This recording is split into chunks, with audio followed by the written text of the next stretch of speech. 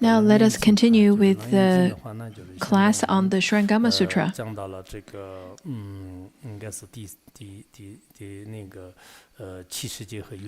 Currently, we are talking about the animate and inanimate world. Previously, in our last class, we talked about, according to Vajrayana, how there is the basic ground, and out of that basic ground, there would be the ground manifestation, and then from such ground manifestation, there would be all kinds of confusions.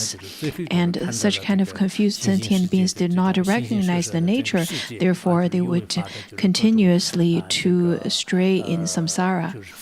And this world is filled with all kinds of Dharma and the arising of the conditioned Dharma. So today we will talk about the formation of the inanimate world and the animate world. This part is very similar to what has been taught by Longchenpa.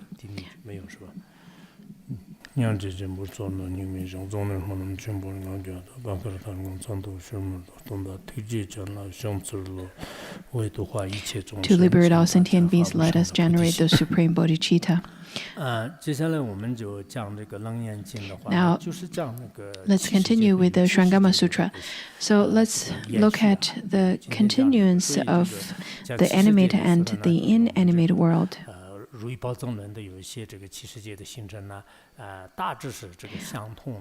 The teachings according to which fulfilling treasury, especially on the formation of the inanimate world, is very similar.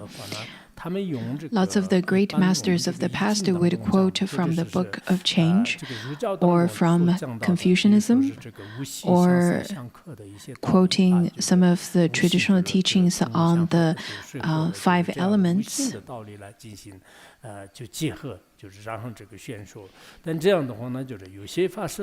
However, this way of connecting the dots with the traditional teachings are not agreed upon by some of the other Dharma teachers. They claim that, while those are the teachings by the non-Buddhist schools, therefore it is not reasonable to quote from them. We should be able to explain the Buddhist teachings just through the Buddhist theories. There is no need to quote from the others. So we can see that according to Master Han Shan, where he gave lots of teachings, and a few of the great masters of the past had different opinions. But I think when you look into it, you would be able to understand their point of view. Let's look at the formation of the inanimate world. The Buddha over here says that the interaction of bright enlightenment and dark emptiness sets them in the perpetual rotation. Thus, there is the pervasiveness of wind which supports the world. Over here, this bright enlightenment, according to some great masters, the interaction of bright enlightenment refers to the illusion of ignorance, which then projected outwards and becomes the dark emptiness, which is ignorance. The subject and object being interacted. Since at first there's the manifestation of ignorance, and then outwardly there is the ignorance or darkness or emptiness, this kind of manifestation. There is the interaction, there is the movement that occurs with the two. According to some commentaries, it says that it is of one type of ignorance and with an elusive movement. With such kind of movement of false concepts, there formed the wind wheel. With the two supporting each other and interacting with each other sets them in a perpetual rotation, which is the wind wheel. So the source of wind wheel actually comes from the false mind of human beings. It is because of ignorance, because of such a movement, and with the condition of such a movement and causes and conditions being matured, there manifested the wind wheel. And the wind wheel is of movement, because we know that the characteristics of the wind wheel is of movement. So the whole world, after having this wind wheel, there is a pervasiveness of wind which supports the world.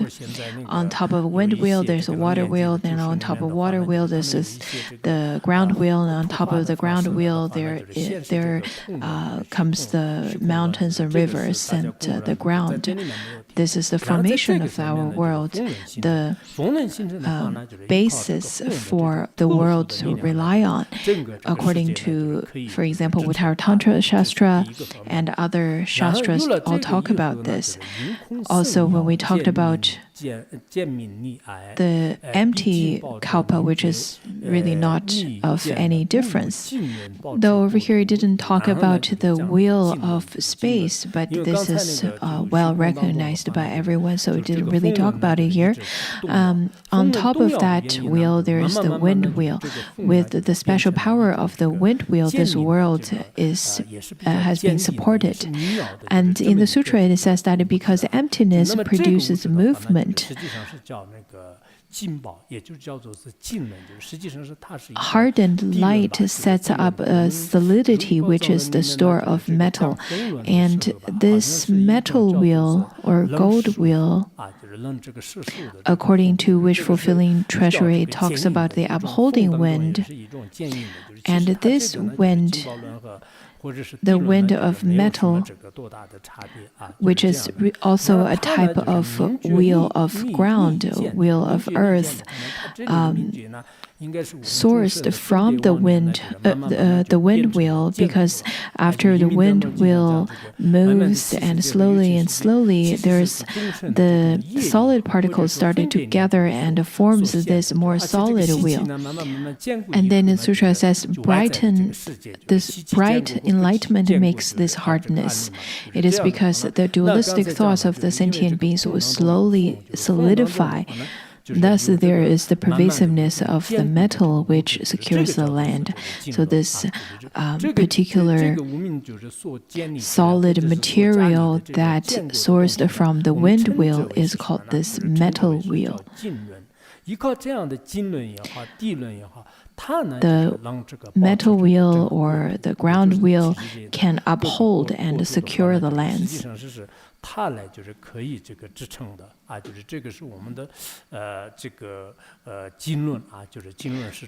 This is the metal wheel that is secure and solid, that could support the ground or support the countries and the world. This is the second one. Then the third one says, obstinate attachment to unenlightened awareness results in the formation of metal, while the vibration of illusion awareness causes wind to rise up. So the next one, so this part talks about the fire wheel. The wind and metal rub together, thus there's the light of fire, which is changeable by nature. We just talked about how the solidifying of the dualistic thoughts becomes metal, becomes this element, and then eventually formed the wheel of metal. On top of that, there is the wind, which upholds the nature of movement. The wind and metal would rub together. So previously we already understood that the wind upholds the nature which is movement, and then the gold that is solid, but the two would rub together. The wind forms the gold wheel, which then forms the golden ground. But the wind that moves with the gold wheel that doesn't move,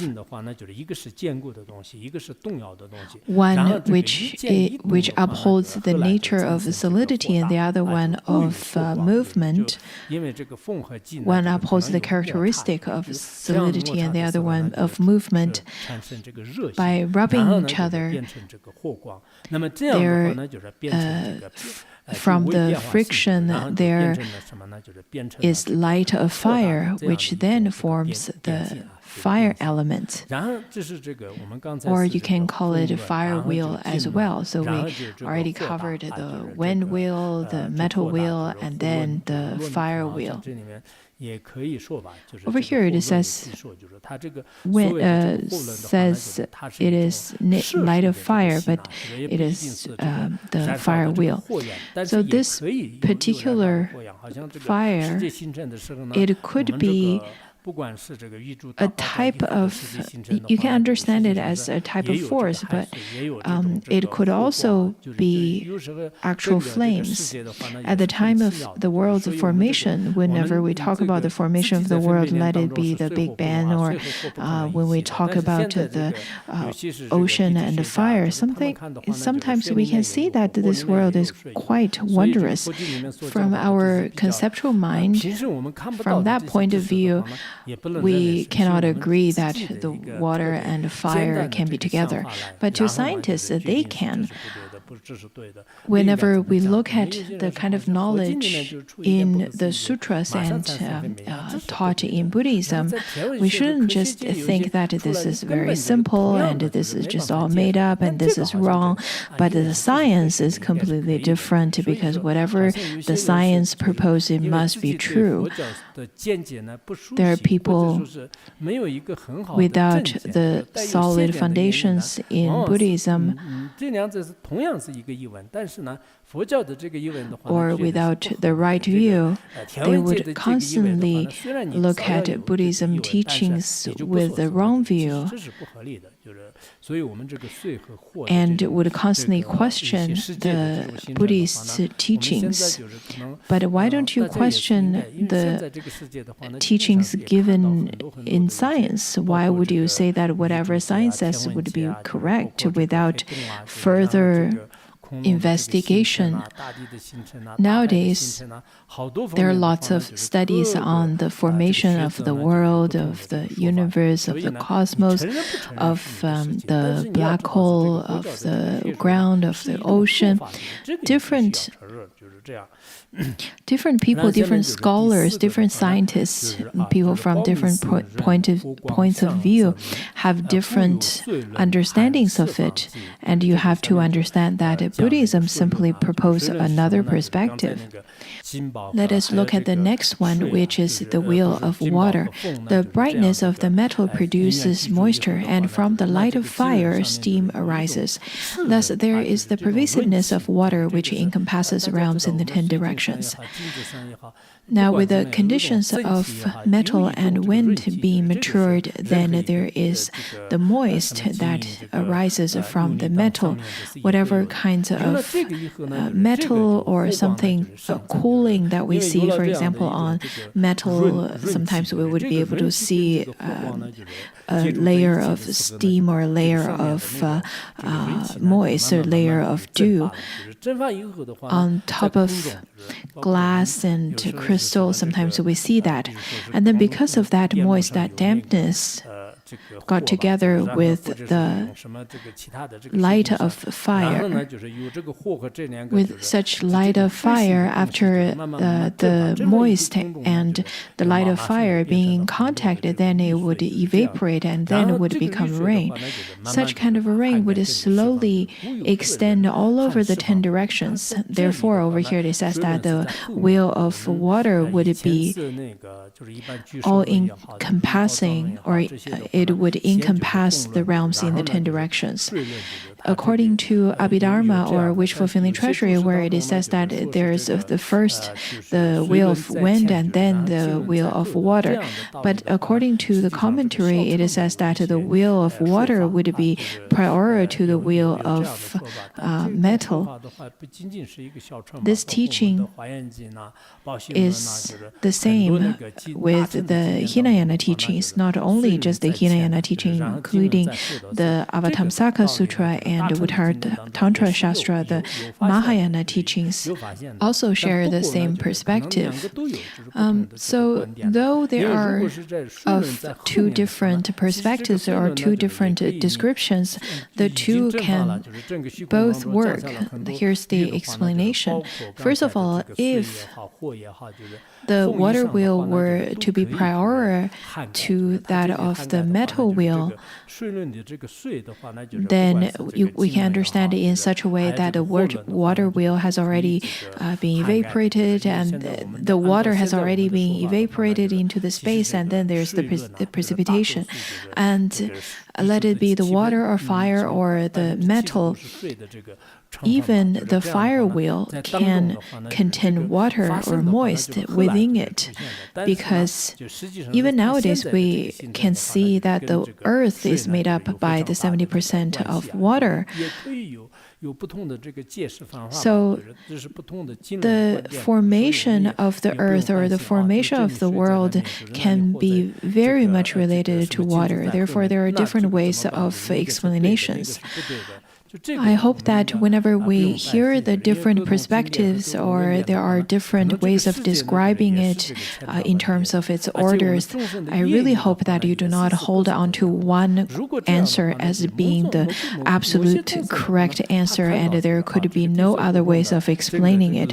I think that is very narrow-minded. We should rather contemplate in such a way that because there are such differences in all of our karmic tendencies and the karmas that we've accumulated, the karmas of the sentient beings are so much varied. Therefore, the different elements could follow a slightly different order as well, and it could manifest in front of the sentient beings with different orders as well. So when it comes to the formation of the world, let it be beginning from the wind or beginning from the water or beginning from the wind and then the metal first before the water. We shouldn't be so narrow-minded saying that only one great master is speaking of the correct opinion, but the other one is wrong. Since we have such limited wisdom, we can't come to such conclusions. When you look at the time that you had to take an exam, for example, you thought you remembered everything. You thought you wrote down all of the correct answers, but when you look at the grades you got, then you realize, oh, I had made a mistake over there. So when it comes to looking at the different points of views of the previous great masters, we should rather not be so arrogant and too certain about our own judgment based on our own conceptual mind. Since recently this is our exam period, therefore I noticed that you can empathize more with my examples if I were to give examples on exams. So it is quite crucial to utilize the current situations with the example so that your mind can be drawn to the Dharma. And then the next one says that fire rises and water falls, and the combination sets up a solidity. What is wet becomes the oceans and seas. What is dry becomes the continents and islands. Now, since we have already covered on the four great elements, and then this part, there are the descriptions on how the various things started to gather. For example, here it talks about the fire and water. The fire rises, the force would go up, the energy would go up, and then in terms of water, it falls. Therefore, after such combination of the two, there sets up a solidity. And whatever is wet, whatever upholds the property of the water, upholds the water, becomes ocean and seas, and then whatever is dry becomes the continents and islands. Because of this, fire often rises up in the oceans, and on the continents the streams and rivers ever flow. Because of these kinds of causes and conditions, as we have already spoken of, the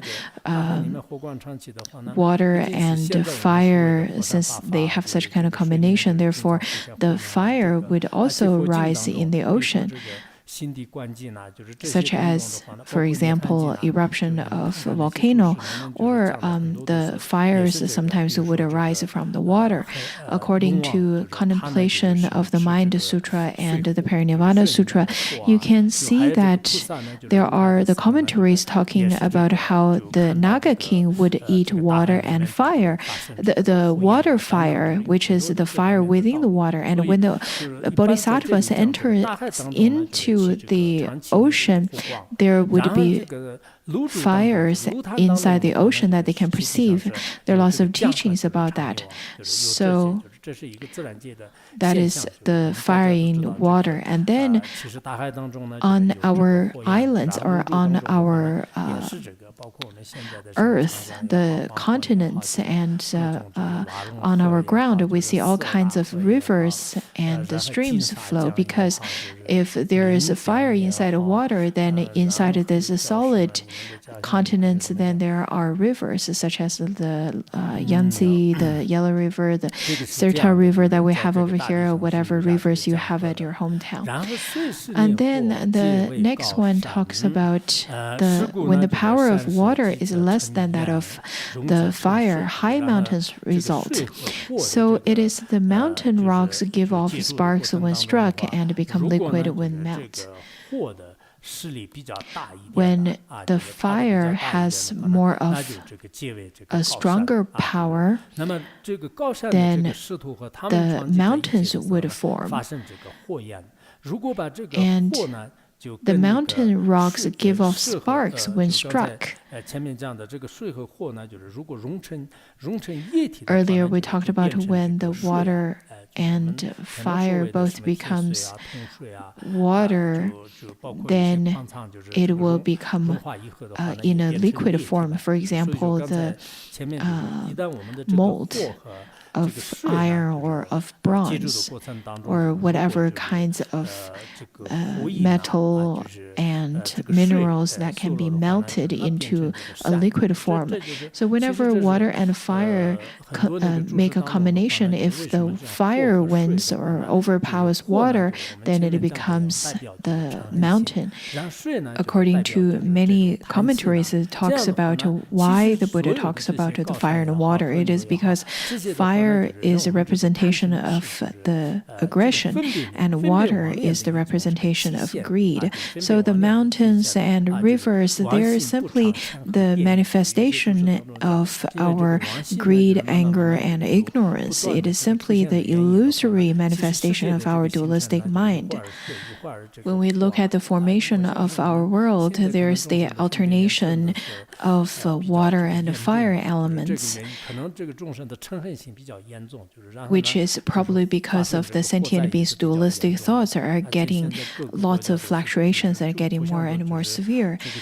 For example, because of the aggression of sentient beings are getting so severe, the fire calamities nowadays are quite detrimental nowadays.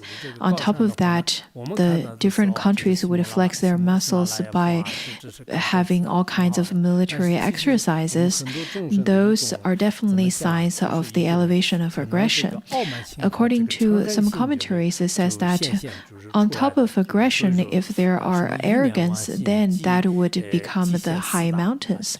Whenever we look at those tall mountains, such as Himalayas and the Ganges mountain, Mount Kailash, we would think that those are really beautiful, but all of those mountains are simply the manifestations of the sentient beings' aggression and the arrogance. Some says that once there is one thought of false mind. There is the manifestation of the four great elements that is stated by Master O.E. and a lot of great masters. And then when the power of earth is less than that of water, the outcome is grasses and trees. So it is that growths and metals turn to ashes when burned and lose water when twisted. If the earth element were to overpower the water, then there would be grass and trees and the growth that would grow. But when there is fire that burns them down, then they simply turned into ashes, which is earth essentially. And the grass and trees, once you twist them, they would ooze out water, would turn into water element. Earlier, we talked about all the places for water and earth and mountains and groves to reside. So this part it talks about the groves, where the how it resides within the groves. Master O.E. and other great masters talks about, we can see that the earth, water, fire, and wind, they're simply the manifestations out of the illusory mind or the false mind. To be more explicit, our false mind has the two aspects. One is movement and one is still. The movement aspect would manifest as wind, and then the solid or the solid and still aspect would manifest as fire element. So our dualistic thoughts, sometimes it moves, sometimes it stills. Therefore, there are all kinds of manifestations, and because of the continuity of the different kinds of dualistic thoughts of stillness and of movement, so this inanimate world would also manifest as having highs and lows. And whenever our greed would increase, then there's the manifestation of flood. And whenever there is the aggression that manifests, then the overall manifestation would be fire disasters as well as warfares. And similarly, ignorance would cause confusion and forgetfulness as well. This is really the collective karma that we have because of our collective karma of greed, aggression, and ignorance. Then in our outer world, in this external phenomena, there are all kinds of manifestations. Falseness is produced with the interaction as the seeds, and from these causes and conditions comes the continuity of the world. Now, this false mind that is fused with anger, aggression, and ignorance, this kind of dualistic conceptual mind acted as a seed, which then made this world to continuously to exist. This inanimate world, the coarseness or its warmth is very much caused by our grasping and our aversion. When we look at the severity of the fires that we can see in different parts of the world nowadays, the frequency of such kind of fire disasters that's happening is much more so than the past 70 to 70 years. What the inanimate world could bring to us is very difficult to say. If this inanimate world were to change, it would change really quickly. And as sentient beings, we have such simple and such menial life compared to the changes of this inanimate world. Therefore, whenever there is a change to the inanimate world, the sentient beings would have to adapt to the changes, or would have to change accordingly. Many people would think that, the Buddhism claims that the world is created because of the sentient beings' thoughts, and that is not possible. How could my mind create this world? In fact, we had already talked about how the sentient beings' false mind or the dualistic thoughts, as well as the four great elements, acted as causes and conditions. When such causes and conditions matures and changes with each other, the world would manifest. This is the dependent arising. The dependent arising, when observed in the ultimate truth, it is not obtained. But in the conventional truth, it is definitely a solid, and it is definitely a pattern that everything would follow, that nobody could simply overturn it. It is not that after you study it for a few years or studied until the PhD degree and then you'll be able to come to such conclusion. It's not like that at all. It is not that you will be able to come to this conclusion just by being a scholar. Rather, the Buddha had accumulated merit for immeasurable numbers of kalpas and purified his mind, and that's the kind of wisdom that he gained through such. Let it be the formation, the duration, or the cessation of this whole process. From certain aspect, it is easy to understand such dependent arise, and sometimes it's rather very difficult. Let us continue to look at the animate world. And then the Buddha said that, moreover, Purna, the false brightness is none other than the mistake of adding light to enlightenment.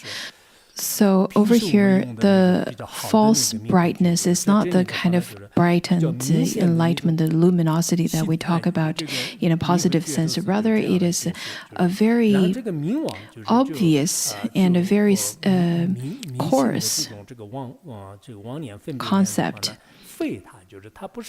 And this false brightness is none other than the mistake of adding light to enlightenment. It is simply this mind slowly, this luminous mind slowly get confused and it becomes sentient beings. If we were to understand it at this moment, in the present moment, it is wisdom. If not, then it is ignorance. Using the example of how a prince, not knowing that he is a prince, rather he's been a beggar since the beginning. So it is simply of a mistake. When I read the collection of the 5 lamps in the Chinese Buddhism, which is a book of Chinese Buddhism, I read that someone whose name is Jing Chao, when he read this particular part, when it talks about the false brightness is none other than the mistake of adding light to enlightenment, he got quite confused, and he thought that before the world were formed and the sentient beings had not formed yet, then how could there be ignorance? He got really confused. At that moment, if there's a guru to give him a pointing out, that would be really great. Anyhow, this is a Zen Buddhism stories. So the story goes that at the time he was really confused. There was one night he slept inside of a monastery, and he woke up by the sound of a gong. And after hearing that sound, he attained enlightenment. So when we goes to bed tonight, maybe you should read this particular verse, and then in the morning you can be woken up by your alarm clock, and then you would be able to attain enlightenment. And then if you were to attain enlightenment tomorrow morning, you don't have to go to class anymore. Just as Phuntsuk Rinpoche, when he attained enlightenment, he didn't go to class for a few days and kept on dreaming about Sakyapandita. If tomorrow morning you were to get late, then that means you attain enlightenment. after reading this verse. After the falseness of an object is established, the faculty of understanding cannot transcend. Now let's look at this false mind. Once it's been established, then the faculty of understanding, the mind that could understand, would not be able to transcend such kind of falsity, and that kind of faculty of understanding would not be able to surpass that of the false, because the false mind within a certain to a certain extent, it has a great power. Once it becomes confusion, it becomes something rather very solid. At that time, your true mind, your nature, your faculty of understanding cannot really get into it. It is just like when sentient beings get very confused. Even if you were to encounter a great master, an enlightened one to give you direct pointing out, even after giving you the most profound teachings, you probably won't be able to feel anything at all. Even if you were to have a little bit of it, one would be losing it very quickly. For example, after receiving the Vajrayana teachings, some people would feel that, oh, have I attained enlightenment? But after 2 days, even if a little bit of things were to happen to that person, they would not feel very happy anymore. So that is not the kind of enlightenment. And then it says, due to this cause and conditions, hearing does not go beyond sound, and seeing does not surpass form. Form, smell, taste, and objects of touch, 6 falsenesses are realized. Because of them, there is division into seeing, sensation, hearing, and knowing. Originally, within our Tathagata all of the form, sound, smell, touch, all of the 4 great elements and such kind of natures are already perfectly already perfected within our nature. Our nature would be able to see that, but because of confusion, our ear faculty cannot go beyond of the extent of or sphere of sound, and our eyes cannot surpass that of the form. The 6 falsities didn't talk about Dharma, right?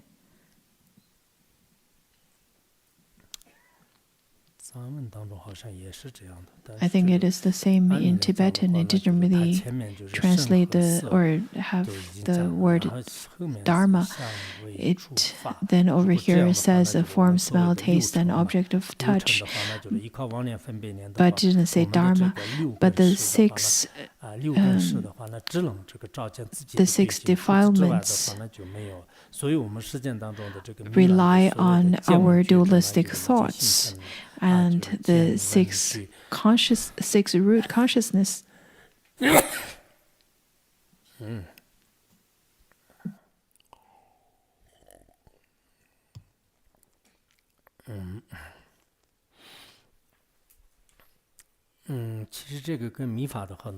The teaching over here is very similar to the Vajrayana teaching, because after there is the ignorance, then we would not be able to see our true mind and true nature.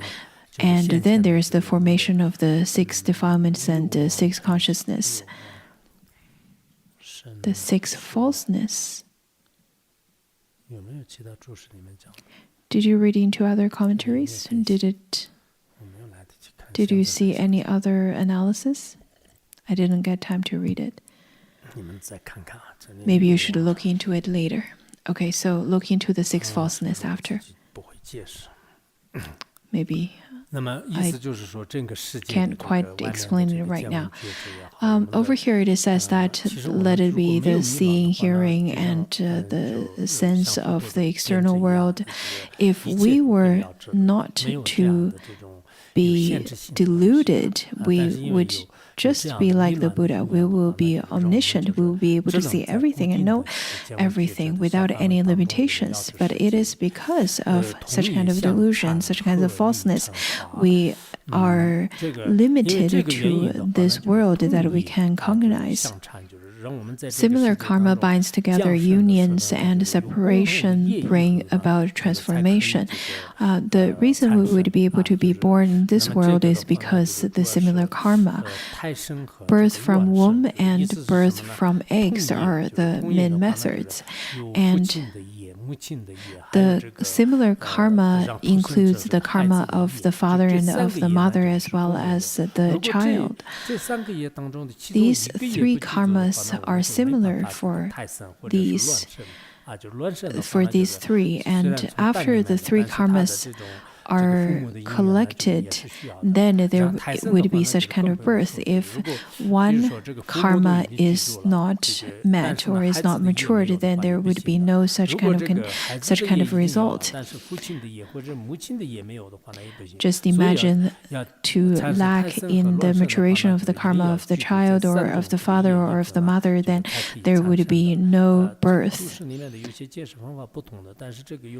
The commentary has a little bit different explanation, but I think it would be easier to understand this through the four different types of birth. Then the one on the union and the separation bring about transformation. Over here it talks about the birth through moist and warmth. The consciousness of sentient beings would unite and mix with the external phenomena, let it be the earth element or the element of water. After such a combination, then there is the birth through moist. By the karma, there is the birth through moist, through womb, and through egg. And then there is the power of emanation or the power of transformation. That is the birth through emanation. This is the binding, union, separation, and transformation. And then the next one talks about the birth through womb and the process of it. One sees that a bright spot is generated. At the sight of a bright spot, conception comes into being. So at the time of conception, the Bardo being being in pitch black kind of situation. That is the experience of Bardo in darkness. At that time, you won't be able to see other beings' actions. Rather, you can only see the beings who have close connection to you in terms of the karma. So you would be able to see that your parents are having intercourse, and then through far away, it is almost like you can see this brightness just like a light. Just like there are lights, and then the moth would fly right into those lights. So the Bardo beings at the time of seeing brightness, because of the karma and because of such kind of brightness and sentient beings living in such pitch black situation in this kind of darkness, then at the time of seeing the brightness of the parents somewhere, then naturally this Bardo body would like to go to the parents. And then at the time of seeing the proceedings of the parents, there is the dualistic thoughts that arise in the Bardo being, thinking that I also want to enter. I also want to be part of that intercourse. And then because of that, then there is the entering. And then over here in the sutra it says that different views produce hatred, similar views create love. So the differing views, what does it mean? Different view, it is, over here, this is exactly the same as described in Abhidharma and other sutras and shastras. It is to say that if you were going to be reborn as a male at the time of seeing the woman, then you would share the similar view, which then creates love. But at the time of seeing a man, then there would be different view which produce hatred. So by seeing the male, that is different view, and seeing the female, that is a similar view, that is, if this Bardo being were going to be born as a male.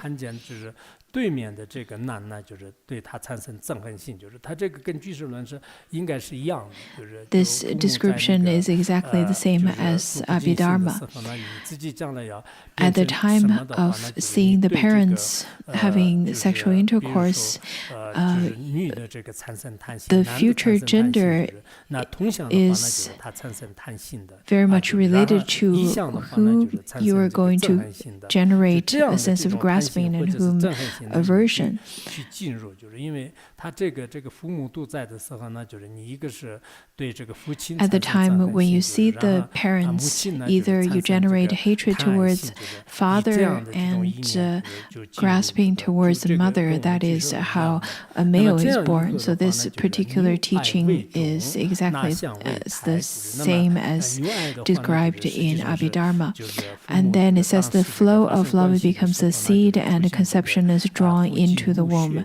At the time of such sexual intercourse, the father's sperm and the mother's womb becomes a seed. This seed, you would grasp this seed as a self. This is me, this is myself. And after accepting this as a self, this is the conception. Intercourse happens with a mutual attraction of similar karma. It is only if you were to have the similar karma or have connections with those sentient beings, then you would be able to find them as your parents. It is not that you can be born by any parents.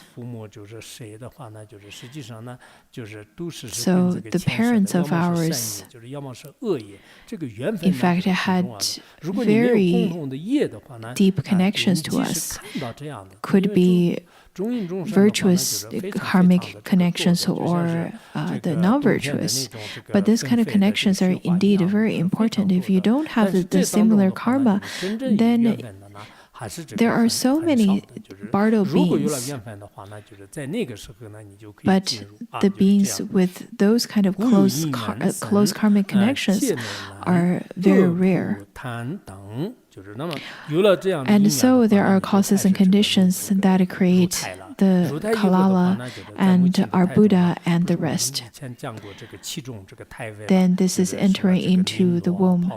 Previously, we also studied the different types of shapes in the womb. For example, there's the foam, the bubble, flesh, and the shape of a fish, of a turquoise. Those had been taught within the words of my perfect teacher, as well as resting the mind, and various sutras and shastras. With the different causes and conditions throughout the process of entering into the womb, at first there is the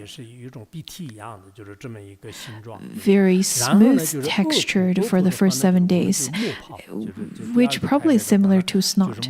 And then later in a foam, and slowly will start to grow in the womb. The Tibetan folk tradition would say that the human being would be born after 9 months and 10 days after being inside of a womb.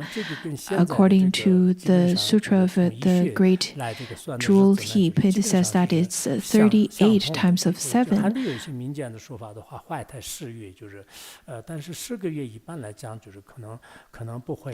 According to some of the Chinese folk tradition, it says about 10 months, but the 10 months is probably a little too long.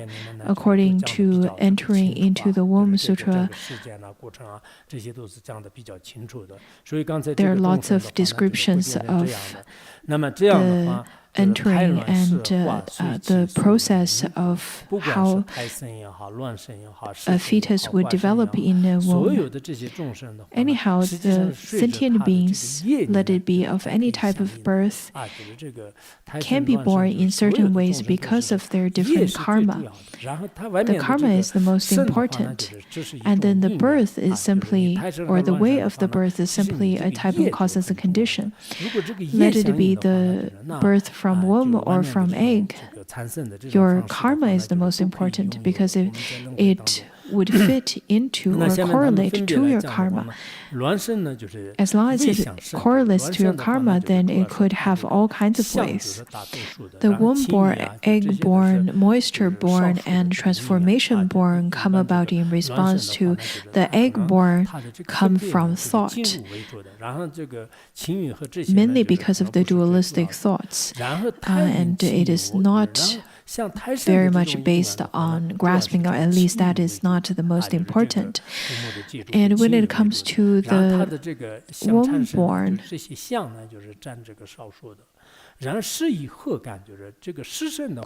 are due to emotions or due to graspings, especially to the parents and to touch and to lust.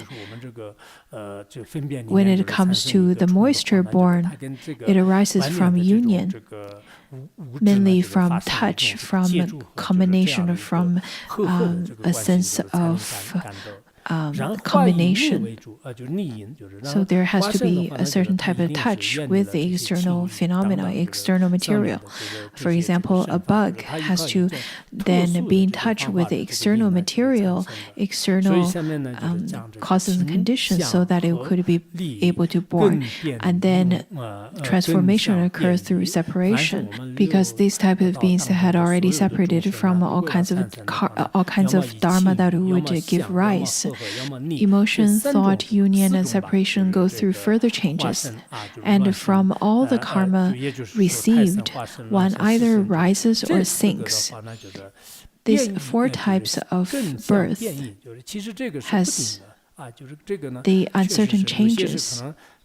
For example, in this lifetime, I may be born through womb, and maybe next life is through egg, or through moist, or through transformation, or through emanation.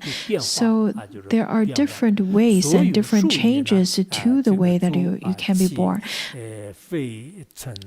And those kinds of changes are from the different karmas received. One either rises or sinks. From these causes and conditions comes the continuity of living beings. It is because of karma. Without karma, then the sentient beings cannot take rebirth, cannot take birth. And because of the different karma, one would be able to either rise or sinks in samsara, just as a bee that's trapped inside of a vase. The ups and downs of the sentient beings, that is the causes and conditions, comes to the continuity of the living beings. So this is the animate world.